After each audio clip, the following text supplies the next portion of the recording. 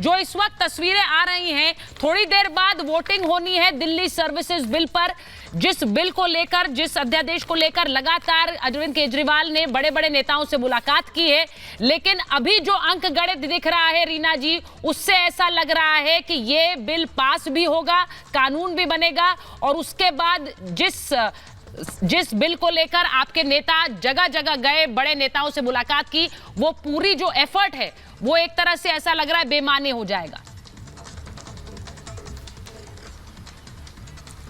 सुचरिता जी, ये जो बिल लाया गया है उससे बिल्कुल साफ है कि भारतीय जनता पार्टी अरविंद केजरीवाल को चुनाव में तो नहीं हरा सकती। यही कारण है कि दिल्ली में बैकडोर एंट्री करने की कोशिश की जा रही है। जब आजादी की लड़ाई चल रही थी तो भगत सिंह ने कहा था कि हम गोरे अंग्रेजों को तो निकाल बाहर फेंक रहे हैं, लेकिन गोरे अंग्रेजों की जगह कहीं काले अंग्रेज ना ले लें। आज भारतीय जनता पार्टी का जो रूप है वो बिल्कुल काले अंग्रेजों की तरह इस देश पे राज करने की कोशिश कर रहे हैं।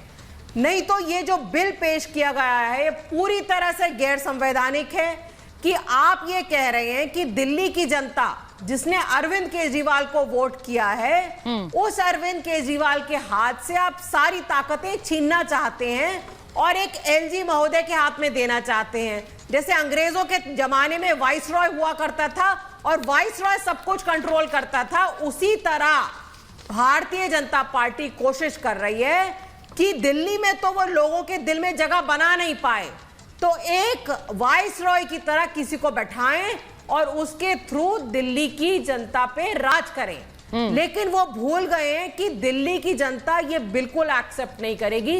दिल्ली की जनता क्या, पूरे देश की जनता इसको एक्सेप्ट नहीं करेगी। आज ये एक्सपेरिमेंट दिल्ली में कर रहे हैं, कल को किसी और स्टेट में करेंगे, और जैसे ही सुप्रीम कोर्ट में ये याचिका आएगी, सुप्रीम कोर्ट इसको कानून को बाहर फेंक देगा, क्योंकि ये कानून संविधान के खिलाफ है। और आप संविधान के खिलाफ इस तरह का कोई कानून उसमें पार्लियामेंट में लाके पास नहीं कर सकते, क्योंकि आपकी मेजॉरिटी है। अच्छा, जो रीना जी बात कह रही, रीना जी मैं आपकी बात पर और सारे भारतीय जनता पार्टी से, हाँ, आपकी बात पर मैं एक बार चारू जी से इनिशियल कमेंट लूंगी। चारू जी जरा बताइए, रीना गुप्ता जी का कहना है आज राज्यसभा में आप लोग वोटिंग करा लीजिए, वो वोटिंग आपके पक्ष, बिल के पक्ष में हो जाएगी, कानून बन जाएगा, अधिकार छिन जाएगा, लेकिन सुप्रीम कोर्ट इसे ओवरटर्न कर देगा और वो बहुत बड़ा एम्बैरेसमेंट आपके लिए हो सकता है। जी देखिए, सुप्रीम कोर्ट अपना काम करेगा सुचारिता जी, लेकिन सरकार को भी तो अपना काम करना है, और सरकार का काम ये है वैसे निर्णय लेना जो भारत की जनता के हित में हो। देखिए रीना जी को हम ये याद दिला दें कि दिल्ली को यूनियन टेरिटरी कहते हैं। यूनियन टेरिटरी का मतलब है यूनियन गवर्नमेंट की टेरिटरी।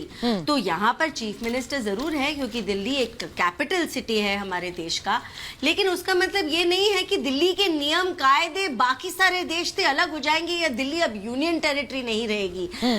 एक बात और है, काफी रिसेंट समय में पिछले हमने हर साल ही एक बार हम देख ही लेते हैं, दिल्ली सरकार जिस तरीके से दिल्ली को चलाना चाहती है वो गड़बड़ है। जो सीनियर डिपार्टमेंट्स हैं, चाहे वो पुलिस हो, चाहे वो लॉ एंड ऑर्डर हो, हमेशा उन क्लैशेस में दिल्ली की जो पोजीशन रही है वो जनता के हित के खिलाफ रही है हर बार। अब ये आप क्वेश्चन कर रही हैं कि ये बिल का होना सही है या नहीं है। देखिए, India at the end of the day is a democratic country.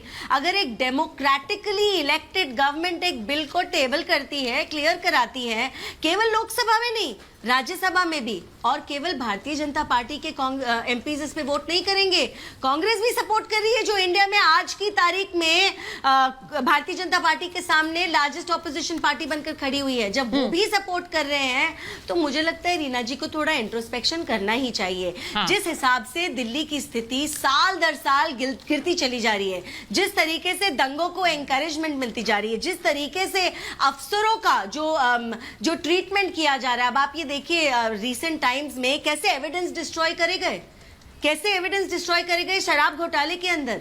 Recent times में जब सीएम साहब ने अपने लिए एक महल बांधा, उसमें भी कैसे क्लियरेंस लिए गए बजट के? एक बार में बजट पास नहीं हुआ क्योंकि टेंडरिंग करनी पड़ती। 10 करोड़ से नीचे नीचे के कई सारे बजट पास करे गए।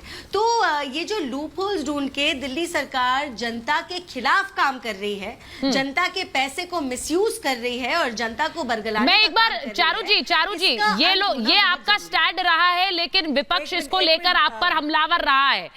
विपक्ष आप पर हमलावर रहा है और आम आदमी पार्टी ये कह रही है कि आज अगर हमारे साथ होगा तो और राज्यों में भी हो सकता है।